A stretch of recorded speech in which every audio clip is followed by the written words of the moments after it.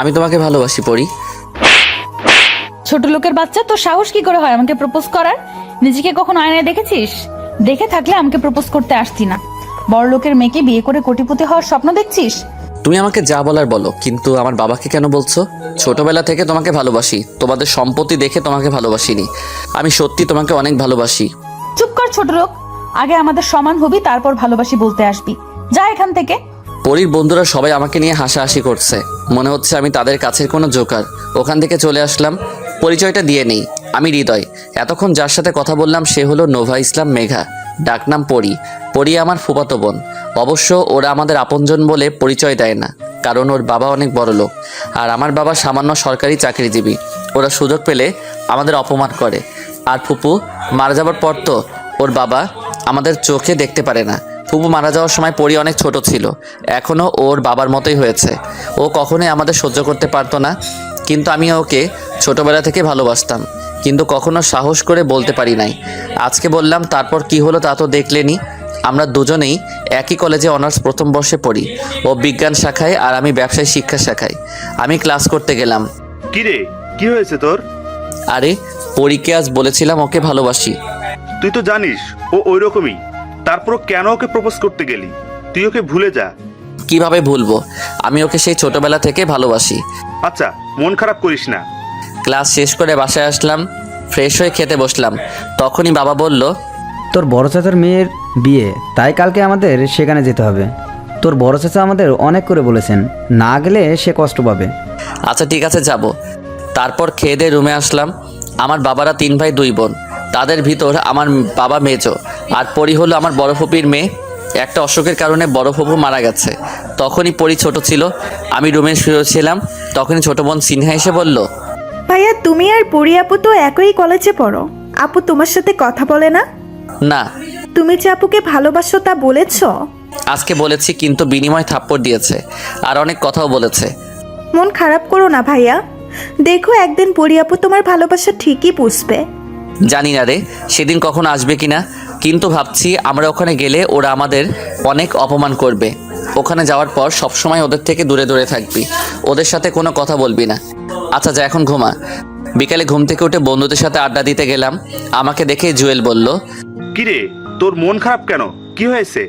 কালকে বড় চাচার মেয়ের বিয়েতে যেতে হবে, আর সেখানে পরীরাও আসবে, আর ওরা তো আমাদের দেখলে অপমান করবে, তাই নিয়ে চিন্তায় আছি। তারপর চা খেতে লাগলাম আর সবাই মিলে আড্ডা দিতে লাগলাম। সন্ধ্যায় বাসায় গেলাম, রাতেই সবাই সব কিছু গুছিয়ে নেবে। আমরা সকলেই রওনা দিব। তারপর রুমে এসে সব কিছু গুছিয়ে ব্যাগে ভরলাম। গুছানোর পর সবাই একসাথে খেয়ে নিলাম। খুব সকালে ঘুম থেকে উঠলাম, কারণ বড় চাচার বাড়িতে যেতে 5 থেকে 6 ঘন্টার মতো লাগে। ফ্রেশ হয়ে সবাই খেয়ে রওনা দিলাম। দুপুর 3টার সময় বড় চাচার বাড়িতে গিয়ে পৌঁছালাম। বড় চাচা অনেক খুশি হয়েছে আমরা এসেছি বলে। সবার সাথে কথা বলে খেতে গেলাম। খাওয়ার পর একটা রুমে আসলাম ঘুমানোর জন্য। সবাইকে দেখলাম, কিন্তু পরি আর ওর বাবাকে দেখলাম না। মনে হয় এখনো আসেনি ওরা। ভাবতে ভাবতে ঘুমিয়ে পড়লাম। ঘুম থেকে উঠে কিছু খেয়ে সব কাজিনরা মিলে আড্ডা দিতে লাগলাম। তখনই বাসার বাইরে একটা গাড়ি আসার শব্দ পেলাম। বড় চাচা আরও অনেকে গাড়ির কাছে গেল, আমরাও গেলাম। মনে হয় পরীরা এসেছে। পরীর বাবা আমাকে দেখে বলতে লাগলো, এভাবে দাঁড়িয়ে না থেকে আমাদের ব্যাগগুলো তো নিতেও পারো। আমি আর কিছু বললাম না, চুপচাপ তাদের ব্যাগগুলো নিয়ে ভিতরে গেলাম। রাতে সবাই মিলে একসাথে খেয়ে যার যার রুমে ঘুমাতে গেলাম। পরদিন সকালে নাস্তা করে কাজিনরা মিলে সবাই ঘুরতে গেলাম। পরিও ছিল। আমরা সবাই মিলে ঘুরতে লাগলাম। হঠাৎ দেখলাম পরি ফোনে কথা বলতে বলতে রাস্তার মাঝখানে চলে এসেছে, আর পিছন থেকে একটা ট্রাক আসছে। ট্রাকটা হর্ন বাজাচ্ছে, কিন্তু পরি শুনতেই পাচ্ছে না। আমি দৌড়ে গিয়ে পরীকে সরিয়ে নিলাম। দুজনে রাস্তার পাশে পড়ে গেছি। আমি নিচে আর পরি আমার উপরে, ওকে জড়িয়ে ধরে আছি। অনেক বড় বিপদ থেকে বাঁচলাম। পরি আমার উপর থেকে উঠে, তোর সাহস কি করে হয় আমাকে স্পর্শ করার? তোর মতো চরিত্রহীন ছেলে আমি জীবনেও দেখিনি। কথাগুলো বলেই পরি চলে গেল, আর আমি রাস্তার পাশে মাথা নিচু করে দাঁড়িয়ে আছি। পরীকে বাঁচাতে গিয়ে আমার অনেক জায়গায় কেটে গেছে, অনেক রক্ত বেরোচ্ছে। এর থেকেও বেশি কষ্ট হচ্ছে পরিয়ের কথাগুলো শুনে। আমার কাজিনরা এসে আমাকে পাশের একটা ওষুধের দোকানে নিয়ে ব্যান্ডেজ করিয়ে দেয়। তারপর বাসায় চলে আসলাম। সবাই জিজ্ঞেস করছিল যে আমার শরীরে ব্যান্ডেজ কেন। আমি তাদের বললাম, রাস্তায় পড়ে গিয়ে ব্যথা পেয়েছি। রাতে সবাই খাওয়ার জন্য ডাকলো, তাদের বললাম খেতে ভালো লাগছে না। রুমে শুয়ে আছি, তখনই সিনহা আসলো। ভাইয়া, তুমি খাবে না কেন? আর তোমার ঠোঁট কেটে গেছে কিভাবে? পরীকে বাঁচানোর জন্য ওকে স্পর্শ করেছিলাম, তাই ও থাপ্পড় মেরেছে। এই জন্যই তুমি ভাত খেতে পারছো না? হ্যাঁ। তোমার খুব কষ্ট হচ্ছে না ভাইয়া? আরে পাগলি, আমার কোনো কষ্ট হচ্ছে না, তুই মন খারাপ করিস না। আচ্ছা তুমি এখন ঘুমাও, আমি গেলাম। আচ্ছা। আপু তুমি ভাইয়াকে শুধু শুধু মারলে কেন? সে তোমার জীবন বাঁচিয়েছে। এখন তো তোরা কত মিথ্যা কথাই বলবি, এ বিষয়ে আর কোনো কথা বলতে চাই না। তবে একদিন আমার ভাইয়ের জন্য তোমাকে কাঁদতে হবে। সেদিনটা কখনোই আসবে না। সকালে ঘুম থেকে উঠলাম, হাত মুখ ধুয়ে কিছু খেয়ে নিলাম।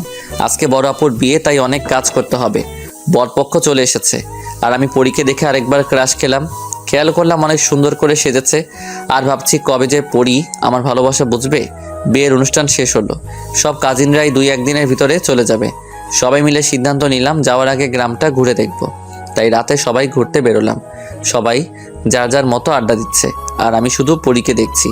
হঠাৎ দেখলাম পরি মোবাইলে কথা বলতে বলতে অন্যমনস্ক হয়ে পড়েছে। সবাই যাচ্ছে একটা রাস্তায়, পরি যাচ্ছে অন্য রাস্তায়।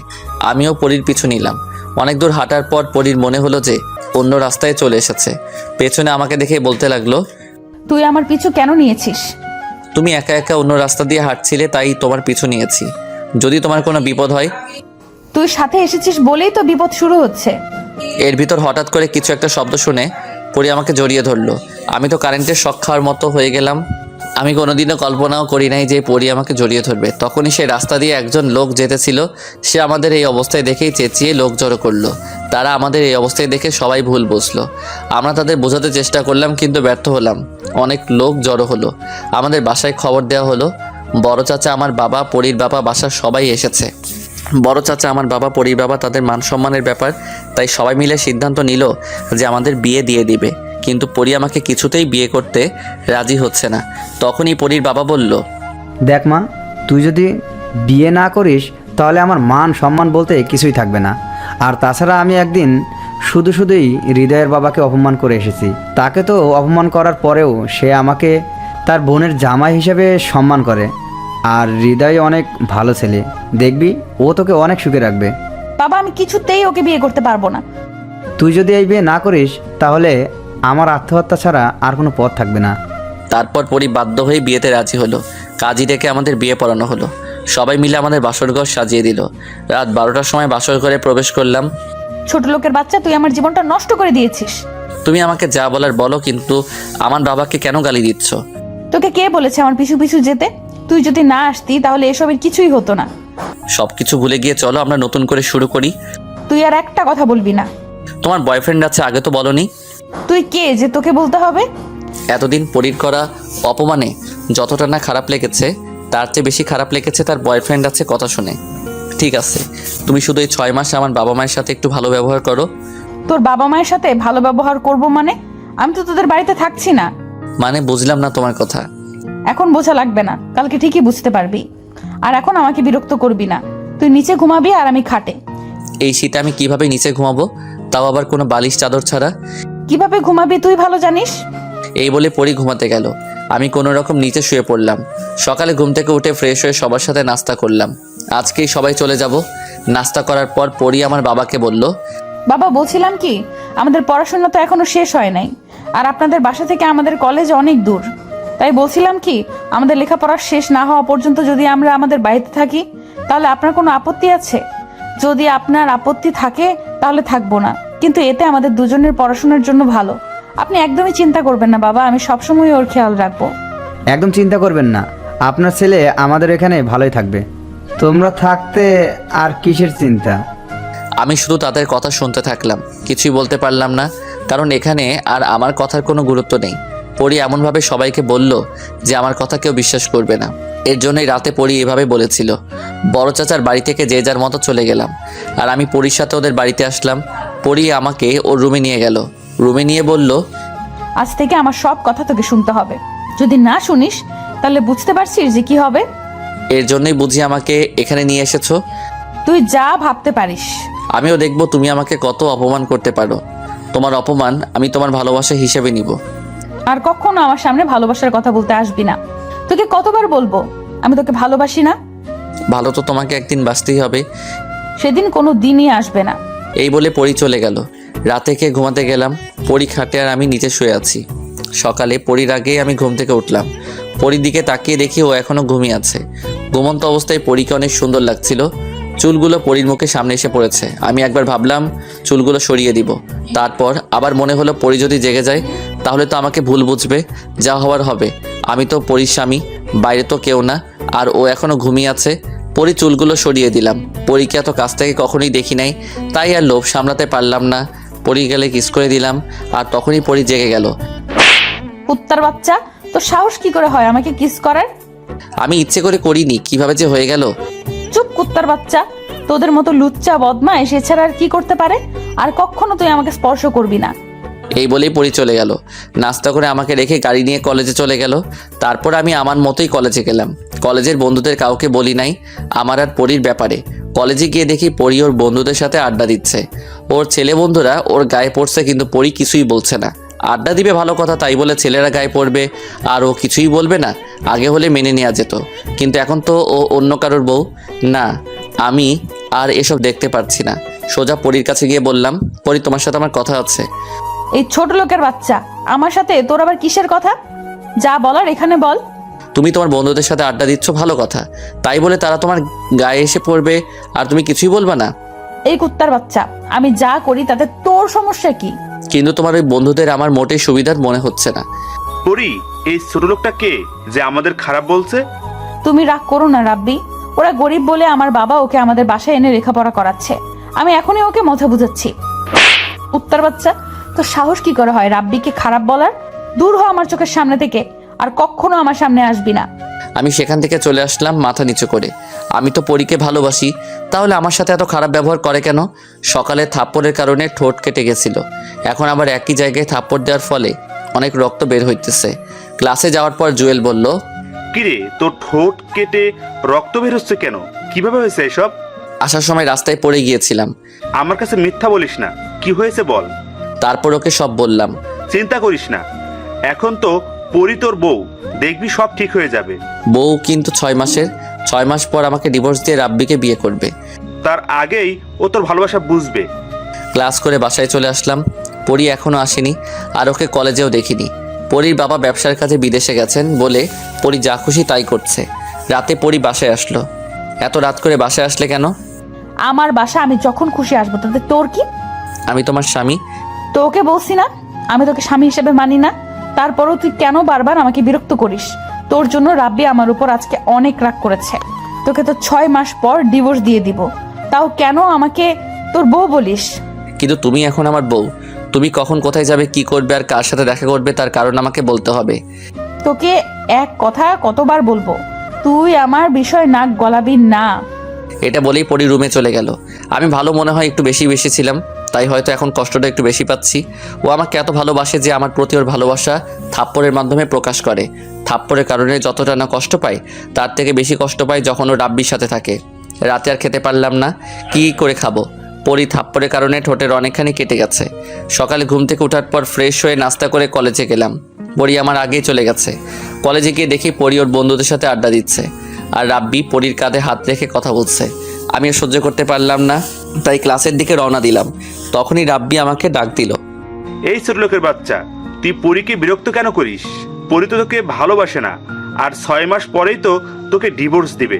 তারপরও তুই কেন পরীকে ডিস্টার্ব করিস? কেন ওর পিছু ছাড়ছিস না? মুখ সামনে কথা বলো রাব্বি। পরীকে ভালোবাসি বলে ওর করে অপমান সহ্য করি, কিন্তু তুই সেই সুযোগ পাবি না। ছোট লোককে ছোট লোক বলবো না তো কি বলবো? তোর মতো স্যাঁচটা আর আমি কখনোই দেখি নাই। কুত্তার বাচ্চা, তুই কোন সাহসে রাব্বির গায়ে হাত তুললি? রাব্বি আমার বাবা মাকে নিয়ে কথা বলেছে, তাই মেরেছি। রাব্বি যা বলেছে তা তো ঠিকই বলেছে। তোর বাবা মা যদি ভালোই হতো তাহলে তোর সাথে আমার বিয়ে দিত না। আমার তো মনে হয় তোর বাবা মা টাকার লোভে তোকে আমার পিছু লাগিয়ে দিয়েছে। মনে হয় তোর বোনকেও কোনো বড়লোক ছেলের পেছনে লাগিয়ে দিয়েছে। তোদের চরিত্র তো এমনই। তোর সাহস কি করে হয় আমার বাবা মা বোনের সম্পর্কে বাজে কথা বলার? এর ভিতরে প্রিন্সিপাল চলে এসেছে। কি হচ্ছে কি এখানে? তোমাদের সাহস তো কম না, কলেজ ক্যাম্পাসে মারামারি করো।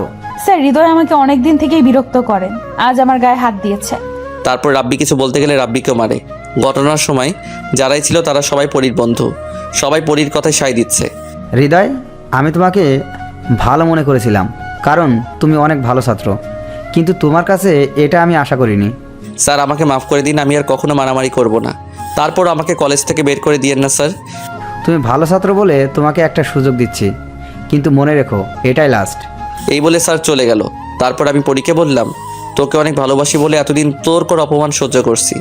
আজকে তুই আমার মা বাবা আর কলিজার টুকরো বোনকে অপমান করেছিস, এরপর তোকে আমি কোনোদিন মাফ করব না। এখন তো তোর প্রতি আমার আর ভালোবাসা নেই, আছে শুধু ঘৃণা। একটা কথা মনে রাখিস, তোকে একদিন আমার জন্য কাঁদতে হবে। আফসোস, সেই দিনটা কখনো আসবে না। দেখা যাবে 6 মাস পর তোর কাছে ডিভোর্স লেটার পাঠিয়ে দিব। এই বলে চলে আসলাম, সরাসরি আমার বাসায় আসলাম। গিয়ে আমার বাবা মাকে সব খুলে বললাম। কিন্তু এতদিন এত কষ্টে ছিলি, আমাকে বলিসনি কেন? চিন্তা করিস না, দেখবি একদিন ঠিকই ওর ভুল বুঝতে পারবে। যাক, এতদিনে ছোট লোক পিছু ছাড়লো, এখন থেকে শান্তিতে থাকতে পারবো। কেমন আছো বাবা? ভালো আছি মা, তুই কেমন আছিস? ভালো বাবা। তা তোমার আর কিছুদিন পরে আসার কথা ছিল? কাজ তাড়াতাড়ি শেষ হয়ে গেল, তাই চলে আসলাম। তা তুই একা কেন? হৃদয় কোথায়? ও চলে গেছে। চলে গেছে মানে? এ তুই কি করেছিস? তুই ওর সাথে এমনটা কিভাবে করতে পারলি? বাবা, আমি ওকে ভালোবাসি না, শুধু তোমার মান সম্মানের জন্য ওকে বিয়ে করেছি। আর ও রাব্বির গায়ে হাত তুলেছে। ভুলে যাস না, ও এখন তোর স্বামী। শুধু 6 মাসের, তারপর ওকে ডিভোর্স দিয়ে দিব। তুই আবারও ভুল করছিস, মেয়েদের বিয়ে একবারই হয়। ওর বিষয়ে আমি আর কথা বলতে চাচ্ছি না। আর তুমি চাও না আমি সুখে থাকি? সব বাবারাই চায় তার মেয়ে সুখে থাকুক, আমি শুধু তোমার ভুলটা ধরিয়ে দিচ্ছি। আমি কোনো ভুল করছি না বাবা, আমি রাব্বির সাথে সুখে থাকবো। যা সিদ্ধান্ত নিবি বুঝে শুনে নিস, পরে যাতে পস্তাতে না হয়। রাতে শুয়ে শুয়ে ভাবছি কিভাবে পারলো পরি আমাকে এতটা অপমান করতে। পরের দিন কলেজে গেলাম, যাওয়ার পর জুয়েল বলল, যা হয়েছে সবকিছু ভুলে যা, তুই নতুনভাবে শুরু কর। তোর কি মনে হয় আমি দেবদাস হয়ে থাকবো? মানে? আমার মনে এখন পরির জন্য কোনো ভালোবাসা নেই, তাই এখন আর ওর কথা ভেবে কষ্ট পাবো না। আমি যেমন ছিলাম তেমনই থাকবো, আগের মতোই সবার সাথে আড্ডা দিব। ভালো বলেছিস, ওই মেয়ের জন্য কেন তুই কষ্ট পাবি? আচ্ছা এখন চল ক্লাসে যাই। চল। আমাকে দেখে সবাই অনেক অবাক হয়েছে। গতকালকে এত বড় একটা ঘটনা ঘটে যাওয়ার পরেও আজকে আমাকে কলেজে দেখেছে বলে ক্লাস করে কলেজের ক্যাম্পাসে আড্ডা দিচ্ছি। তখনই দেখলাম পরি আর তার বন্ধুরা আমাদের সামনে দিয়ে বাইকে করে যাচ্ছে। আড্ডা দিয়ে বাসায় আসলাম, বাসায় এসে খেয়ে দিয়ে একটা ঘুম দিলাম। বিকেলে জুয়েল ফোন দিল। কিরে কই তুই? কেন বাসায়? ও তাড়াতাড়ি মামার চায়ের দোকানে আয়। কেন? সবাই এসেছে, আড্ডা দিব তাই। ওকে আসতেছি। রাত 10টা পর্যন্ত আড্ডা দিয়ে বাসায় আসলাম। বাসায় এসে খেয়ে দিয়ে ঘুমিয়ে গেলাম। এইভাবে চলছিল কলেজে, আমি আর পরির দিকে তাকাইও না। এভাবে 5 মাস চলে গেল। ডিভোর্সের আর 1 মাস বাকি আছে। এতদিন যতটা সম্ভব পেরেছি পরীকে ভুলে থাকতে। এখন আর পরির প্রতি কোনো ভালোবাসা নেই। আমি ভেবেছিলাম হৃদয় আমার জীবনে না থাকলে হয়তো আমি ভালো থাকবো। সত্যি কথা বলতে প্রথম 3-4 মাস ওর কথা এমনি মনে পড়েনি, কিন্তু আস্তে আস্তে হৃদয়কে ভীষণ মিস করা শুরু করি। যতই ডিভোর্সের দিন ঘনিয়ে আসছে ততই মনে হচ্ছে কি যেন একটা আমার কাছ থেকে চলে যাচ্ছে। এখন রাত করে বাসায় ফেলে হৃদয়ের সেই কথাগুলো মনে পড়ে। এখন বন্ধুদের সাথে আড্ডা দিতে ভালো লাগে না, কেমন জানি সবকিছু বিরক্ত লাগছে। কলেজ ক্যাম্পাসে বন্ধুদের সাথে আড্ডা দিচ্ছি বলে ভুল হবে, ওর কথা বলছে আর আমি ওদের কথা শুনছি।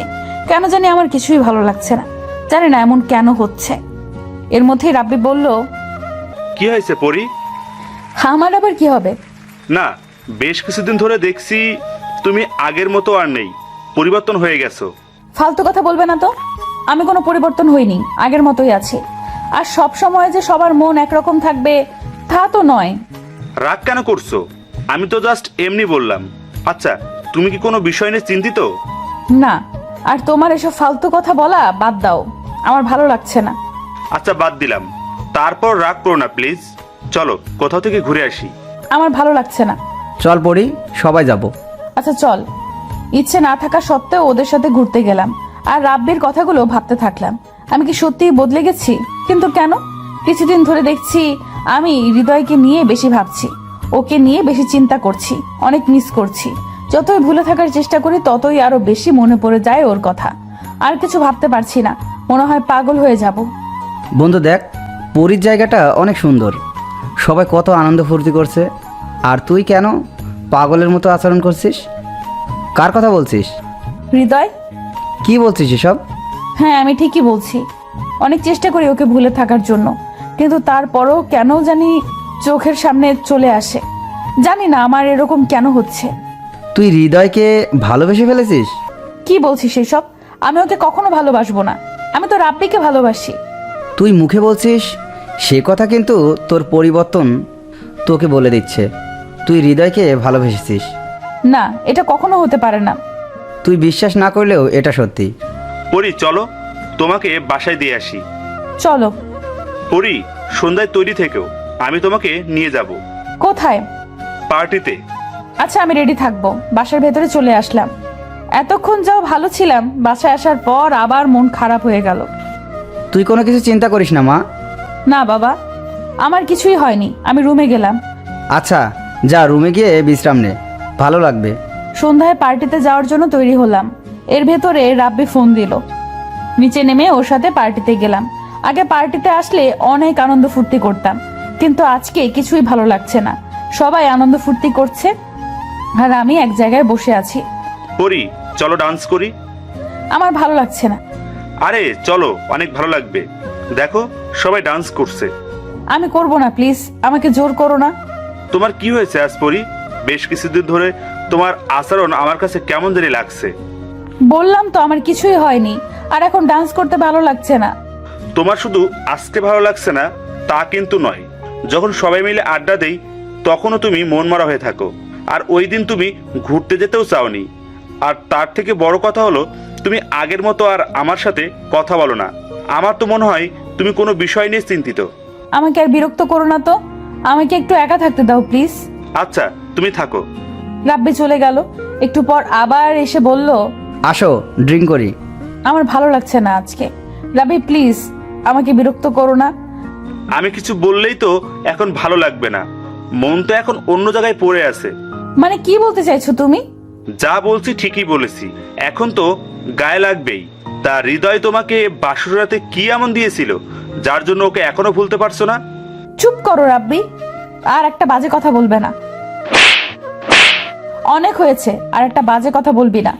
তোর জন্য হৃদয়ের সাথে আমার বিয়ে হওয়া সত্ত্বেও ওকে ভুল বুঝেছি। দিনের পর দিন ওকে অপমান করেছি, তারপরও ও কিছু বলে নাই, কারণ ও আমাকে ভালোবাসতো।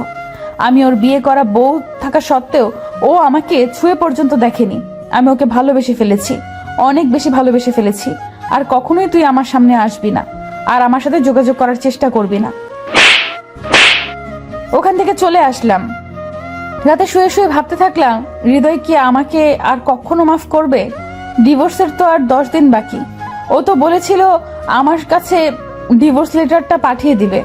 না, আমি ওকে কিছুতেই ডিভোর্স দিব না। দরকার হলে মারা যাব, তারপরেও না। সকালে আমার সব জিনিসপত্র একটা ব্যাগে ভরলাম। বাসা থেকে বের হব, তখনই বাবা বলল, ব্যাগ নিয়ে কোথায় যাচ্ছিস মা? শ্বশুর বাড়িতে। মানে? আমি হৃদয়দের বাড়িতে যাচ্ছি। আমি ওকে ভালোবেসে ফেলেছি বাবা, ওকে ছাড়া আমি থাকতে পারবো না। জানি না ও আমাকে মাফ করবে কিনা। আমি ওর সাথে অনেক খারাপ ব্যবহার করে ফেলেছি বাবা, তাই ওদের বাড়িতে চলে যাচ্ছি বাবা। তাহলে চল, আমিও তোর সাথে যাব। না বাবা, ভুল যেহেতু আমিই করেছি, তাই আমায় তা ঠিক করতে হবে। আমি গেলাম। আচ্ছা যা। সকালে ঘুম থেকে উঠে ফ্রেশ হয়ে সবাই মিলে নাস্তা করতেছি, তখনই কে যেন কলিং বেল বাজালো। বাবা গিয়ে দরজা খুলে দিল। তুমি এখানে কি চাও? আমাকে মাফ করে দিন বাবা, আমি অনেক বড় ভুল করে ফেলেছি। জানি তা মাফের অযোগ্য, তারপরও একটি সুযোগ দিন বাবা। হৃদয় তো তোমাকে পাগলের মতো ভালোবাসতো, আর তুমি ওকে দিনের পর দিন অনেক অপমান করেছো। আমি মানছি আমি অনেক ভুল করেছি, তারপরও আমাকে শেষবারের মতন একটা সুযোগ দিন বাবা। আমি কথা দিলাম বাবা, আর কোনো দিন এমন কাজ করব না। আমি যে তাকে ছাড়া বাঁচতে পারবো না। আরে আরে, কাঁদতে হবে না। তুমি তোমার ভুল বুঝতে পেরেছো, এটাই আমরা অনেক খুশি। আমাদের বিশ্বাস ছিল তুমি একদিন তোমার ভুল বুঝতে পারবে। আসো ভিতরে আসো। ও এখানে কেন বাবা? ও থাকবে না তো কে থাকবে? এটা তো ওরও বাড়ি। মানে? দেখ বাবা, পরি ওর ভুল বুঝতে পেরেছে, তুই ওকে মাফ করে দে। আবার নতুন কোনো প্ল্যান নিয়ে এখানে এসেছে? সাপকে বিশ্বাস করা যায়, তবু আমি ওকে বিশ্বাস করি না। হৃদয় আমাকে মাফ করে দাও, আমি আমার ভুল বুঝতে পেরেছি। আমি আর কখনো তোমাকে কষ্ট দিব না। আমাকে মাফ করে দাও প্লিজ। তুই কোন সাহসে আমার হাত ধরেছিস? আমার হাত ধরার অধিকার তোর নেই। হৃদয়, ওর সাথে এই রকম ব্যবহার কেন করছিস? পরিমা, তুমি খেতে এসো। ওর মতো মেয়ের সাথে এক টেবিলে বসে খাওয়ার কোনো ইচ্ছা আমার নেই। আমি গেলাম। এই বলে রাগ করে খাবার না খেয়ে বাসা থেকে বের হয়ে গেলাম। সবাই পরীকে মাফ করলেও আমি করব না। অনেক ভালোবাসতাম ওকে, তাই তো ওর সব করা অপমান মুখ বুজে সহ্য করতাম। কিন্তু এখন আমার মনে ওর জন্য ঘৃণা ছাড়া আর কিছুই নেই। বাইরের হোটেল থেকে নাস্তা করলাম, সারাদিন বন্ধুদের সাথে আড্ডা দিলাম। রাত 10টায় বাসায় গেলাম। কলিং বেল বাজানোর পর পরি এসে দরজা খুলল। তুই এখনো এখান থেকে যাসনি কেন? তোকে আমার সহ্য হয় না, যা তুই এখান থেকে। আমি আমার স্বামীর বাড়িতে আছি, যাব কেন? চুপ কর। কে তোর স্বামী? 6 মাস পূরণ হলেই তোকে ডিভোর্স দিয়ে দিব। আমি অনেক বড় অন্যায় করে ফেলেছি, দয়া করে আমাকে শেষবারের মতন একটা সুযোগ দাও, আমাকে মাফ করে দাও প্লিজ। আমি আর এরকম জীবনেও করব না, কথা দিচ্ছি। আর কখনো তোমার সাথে খারাপ ব্যবহার করব না, তোমাকে কষ্ট দিব না। তুমি যা বলবে তাই করব, দরকার হলে তোমাদের বাসায় কাজের লোক হয়ে থাকবো। তারপরেও আমাকে ডিভোর্স দিও না, আমি তোমাকে ছাড়া বাঁচতে পারবো না। এবার তোর অভিনয় করা বন্ধ কর, আমি তোকে আর বিশ্বাস করছি না। এই বলে নিজের রুমে যেতে লাগলাম। তখনই বাবা বলল, তুই এত রাত পর্যন্ত বাসার বাইরে কেন ছিলি? আর এখন এসেই পরীর সাথে চিল্লাচিল্লি করছিস? বাবা তুমি যতই বলো না কেন, আমি আর ওর ফাঁদে পা দিচ্ছি না। চুপ কর, মেয়েটি তোর জন্য সেই সকাল থেকে না খেয়ে বসে আছে। যা, হাত মুখ ধুয়ে খেতে আয়। এটা ওর একটা ফাঁদ। দেখো কি যেন একটা মতলব নিয়ে বাড়িতে এসেছে, আর আমি বাইরে থেকে খেয়ে এসেছি, এখন খাবো না। এই বলে রুমে চলে আসলাম। অনেকক্ষণ পর পরিও রুমে আসলো। তুই এই রুমে কেন এসেছিস? বারে, এটা তো আমারও রুম। তোর রুম মানে? এটা শুধু আমার রুম, তুই এখান থেকে বের হ। হৃদয় প্লিজ আমাকে মাফ করে দাও, আমি আর কখনো এরকম করব না। তোর সাহস কি করে হয় আমাকে জড়িয়ে ধরার? মনে আছে একদিন তোকে স্পর্শ করেছিলাম বলে তুই আমার গালে থাপ্পড় মেরেছিলি, ছোট লোক বলে অপমান করেছিলি, আর এখন সেই তুই আমায় জড়িয়ে ধরেছিস? তোর কি মনে হয় তুই আমায় জড়িয়ে ধরলে আমি তোর মায়ায় পড়ে যাব? কখনোই না। ভালোভাবে বলছি, কাল সকালে তুই এই বাড়ি ছেড়ে চলে যাবি। তা তো সেই রাব্বির খবর কি? আমি আর ওকে ভালোবাসি না, ওর প্রতি শুধু আমার মোহ ছিল। কি গ্যারান্টি আছে কালকে আবার অন্য ছেলের মোহে পড়ে আমায় ভুলে যাবি? তোর মতো মেয়েরা এছাড়া আর কি করতে পারে? বিশ্বাস করো, আমি সত্যি তোমাকে অনেক বেশি ভালোবাসি। আর একটা সুযোগ দাও আমাকে তোমাকে ভালোবাসার। তোর ন্যাকা কান্না বন্ধ করে এখনই রুম থেকে বের হ, আমি ঘুমাবো। কোথায় যাব? আর এটা তো আমারও রুম। আর এখন যদি আমাকে বের করে দাও তাহলে বাবা মা কিন্তু তোমায় খারাপ ভাববে। তারপর বললাম, থাক, তোকে রুম থেকে বের হতে হবে না, এই রুমে নিচে শুয়ে পড়ো। আর মনে থাকে যেন বিছানায় আসার চেষ্টাও করবি না। আসার চেষ্টা করলে কিন্তু খুব খারাপ হবে। সকালে ঘুম থেকে উঠে দেখলাম পরি আমার আগে ঘুম থেকে উঠে গেছে আর মাকে নাস্তা করতে সাহায্য করতেছে। ভালোই, মা বাবার বোনকে পটিয়ে ফেলেছে, কিন্তু আমি ওকে কোনো দিনও মাফ করতে পারবো না। ওকে বলেছিলাম একদিন ওকে আমার জন্য কাঁদতে হবে, আর আজ সেই দিন এসে গেছে। ফ্রেশ হয়ে নাস্তা করতে গেলাম। বাবাকে গিয়ে বললাম, বাবা ও আর কতদিন আমাদের বাড়িতে থাকবে? আর কতদিন থাকবে মানে? ও আমাদের বাড়ির বউ, তাই সব সময় আমাদের বাড়িতেই থাকবে। কিন্তু আমি ওকে বউ হিসেবে মানি না, আর কোনোদিন মানতেও পারবো না। ও বাসর রাতে আমার কাছে ডিভোর্স চেয়েছিল, তাই 6 মাস শেষ হলে ওকে আমি ডিভোর্স দিয়ে দিব। তুমি যা বলবে আমি তাই করব, দরকার হলে তোমাদের বাড়ির কাজের লোক হয়ে থাকবো। তারপরও আমাকে ডিভোর্স দিবে না প্লিজ। তোর মতো কাজের মেয়ের আমাদের দরকার নেই। হৃদয় চুপ কর, ওর সাথে এইরকম ব্যবহার করছিস কেন? আর একটা কথাও এখানে হবে না, চুপচাপ পরীকে নিয়ে কলেজে যা, আর এটা আমার আদেশ। রিক্সা থেকে নাম। নামবো কেন? এখনো তো কলেজ আসেনি। তোর কি মনে হয় তোকে নিয়ে আমি কলেজে যাব? কখনো না। আর এখন এখান থেকে নেমে তুই তোর মতো কলেজে যাবি, আর আমি আমার মতো কলেজে যাব। খবরদার, যদি তুই কলেজে আমার সাথে কথা বলতে আসিস তাহলে খুব খারাপ হবে। তারপর ওকে নামিয়ে দিয়ে আমি আমার মতো কলেজে গেলাম। কলেজে আসার পর জুয়েলকে বললাম, দোস্ত একটা মহা বিপদে পড়েছি আমি।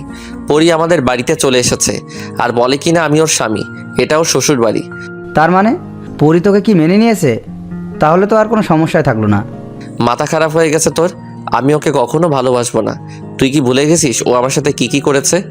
কিছুই ভুলিনি আমি, সব কিছুই আবার মনে আছে।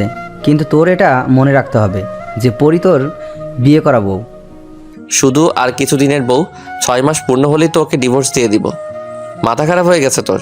যখন সব কিছু ঠিক হয়ে গেছে তখন আবার ওকে ডিভোর্স কেন দিবি? ও আমার কাছে ডিভোর্স চেয়েছিল, আর এটা ওর কোনো ফাঁদ। ওকে আর আমি বিশ্বাস করতে পারছি না। হঠাৎ করে এমন কোনো সিদ্ধান্ত নিবি না যার জন্য তোকে পস্তাতে হবে। যাই হোক, এখন এসব বাদ দিয়ে তো চল ক্লাসে যাই। চল। ক্লাস করে আমিও একাই বাসায় চলে আসলাম। বাসায় আসার পর বাবা জিজ্ঞেস করলো, কিরে তুই একা কেন, পরি কোথায়? পরীর ক্লাস এখনও শেষ হয় নাই। তারপর রুমে গিয়ে ফ্রেশ হয়ে খাবার খেতে লাগলাম। খাবার খেয়ে রুমে শুয়ে আছি। অনেকক্ষণ পর আমার ঘুম ভাঙলো কোনো উষ্ণ ছোঁয়ায়। তাকিয়ে দেখি পরি আমাকে জড়িয়ে ধরে শুয়ে আছে। ওকে অনেক সুন্দর লাগছে। ইচ্ছে করছে মাথায় হাত বুলিয়ে দিতে, কিন্তু আমার মন তা বাধা দিল। আমি ওকে জোরে ধাক্কা দিয়ে আমার কাছে থেকে সরিয়ে দিলাম আর বললাম, তোর সাহস কি করে হয় আমাকে জড়িয়ে ধরার? তুমি আমার স্বামী আর তোমাকে জড়িয়ে ধরার অধিকার আমার আছে। আর তুমি আমাকে সাথে করে নিয়ে আসলে না কেন? চুপ। আর একবারও তুই আমাকে স্বামী বলবি না।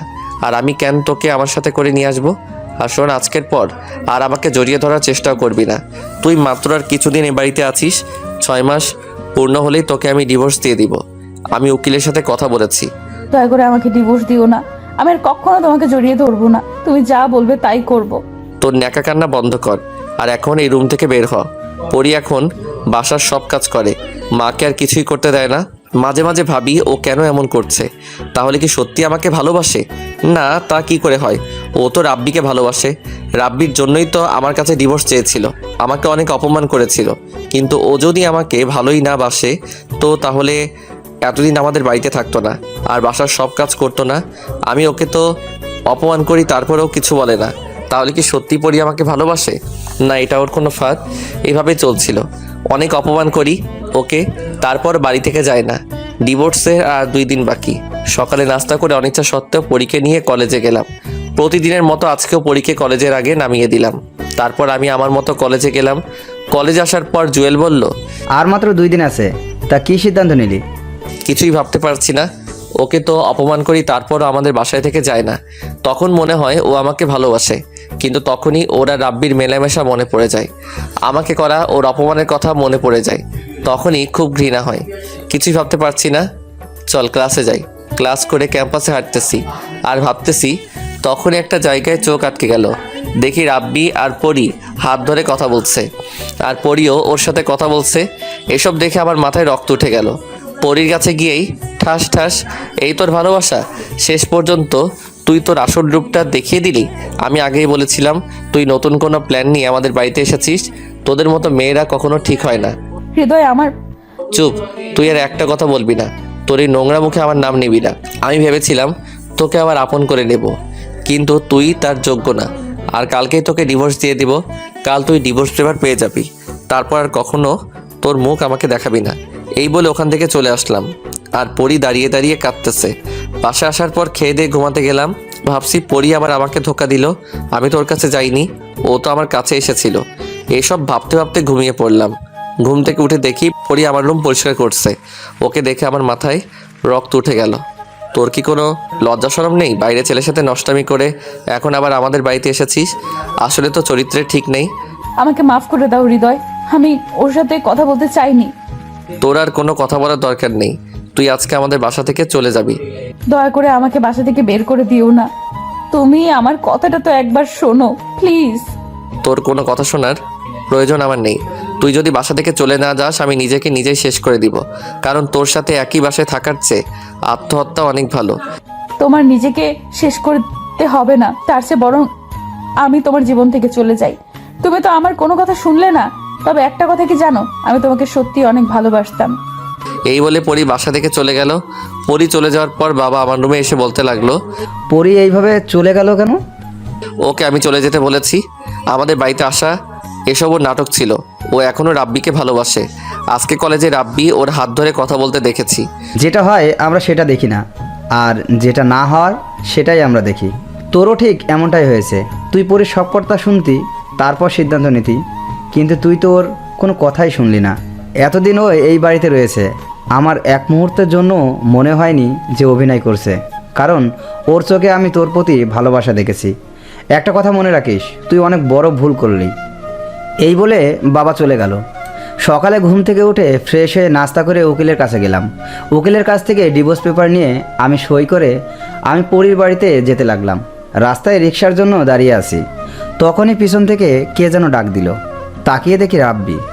তুই আমায় কেন ডেকেছিস? এই দেখ ডিভোর্স পেপার। আজ থেকে আমি আর তোদের মাঝে দেওয়াল হয়ে থাকবো না। তুই পরীকে ভুল বুঝছিস। মানে? ওই দিন আমি পরীকে কথা বলার জন্য ডেকেছিলাম, পরী রাজি হয়নি। আমি ওকে জোর করছিলাম। আসলে আমি পরীর কাছে মাপ চাইতে গিয়েছিলাম। আমি পরীকে মন থেকে ভালোবাসিনি। ওর প্রতি শুধু আমার একটা মোহ ছিল। ওকে বলেছিলাম ও যেন তোকে নিয়ে সুখে থাকে, আর আমরা সারা জীবন বন্ধু হয়ে থাকতে চাই। আর তখনই তুই এসে ভুল বুঝলি। পরীকে কিছু বলার সুযোগই দিলি না। পরী সত্যি তোকে অনেক ভালোবাসে রে। এটা শোনার পর আমি ডিভোর্স পেপারটা ছিঁড়ে ফেললাম। তাড়াতাড়ি পরিদের বাসায় গেলাম। বাসায় গিয়ে দেখি দরজা খোলা, বাড়ির ভিতরে কাজের লোক আছে। আর আমি পরিদের বাড়িতে ছিলাম বলে সবাই আমাকে চিনে। তাদের কাছে কিছু না জিজ্ঞেস করেই সোজা পরির রুমে গেলাম। গিয়ে দেখি পরির রুমে নেই, বাথরুমের দরজা বাইরে থেকে বন্ধ। তাহলে কোথায় গেল পরি? তখনই টেবিলের উপর একটা কাগজের দিকে চোখ গেল। কাগজটা উঠিয়ে পড়তে লাগলাম। কাগজে লেখা ছিল, হৃদয়, আমি জানি আজকে তুমি আমার কাছে ডিভোর্স পেপার সই করাতে আসবে, কিন্তু আমি কি করে ডিভোর্স পেপারে সই করব বলো? আমি তো তোমায় অনেক ভালোবাসি। আমি মানছি তোমার উপর অনেক অত্যাচার করেছি, হয়তো মাফের অযোগ্য, কিন্তু বিশ্বাস করো রাব্বির সাথে এখন আমার কোনো সম্পর্ক নেই। ও শুধু ওই দিন আমার কাছে মাপ চাইতে এসেছিল আর বলেছিল যে আমরা সারা জীবন বন্ধু হয়ে থাকতে চাই। তুমি আমার কোনো কথা না শুনে ভুল বুঝলে। আমি জীবিত অবস্থায় ডিভোর্স পেপারে সই করতে পারবো না, তাই অনেক দূরে চলে যাচ্ছি। তুমি তোমার মনের মতো মেয়েকে বিয়ে করে নিও, আর পারলে আমাকে মাফ করে দিও। ইতি, পরি। চিঠিটা পড়ার সময় চোখ দিয়ে পানি পড়ে কাগজটা ভিজে গেল। দৌড়ে নিচে নেমে কাজের লোকদের কাছ থেকে হাসপাতালের ঠিকানা নিয়ে পরীর কাছে গেলাম।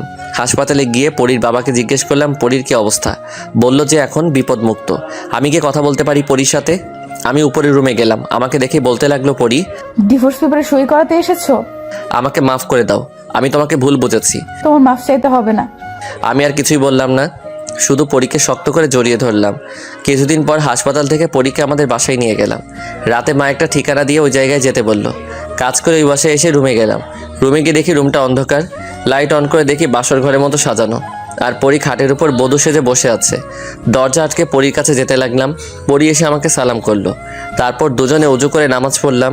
পরী বলল, এখন থেকে আমাদের মধ্যে কোনো ভুল বোঝাবুঝি থাকবে না, শুধু ভালোবাসা থাকবে। ঠিক আছে মহারানী। তারপর লাইট অফ করে পরীর কাছে গেলাম। অবশেষে আমাদের প্রেম কাহিনীটা সফল হলো। কাল থেকে শুরু হবে এক নতুন সকালের।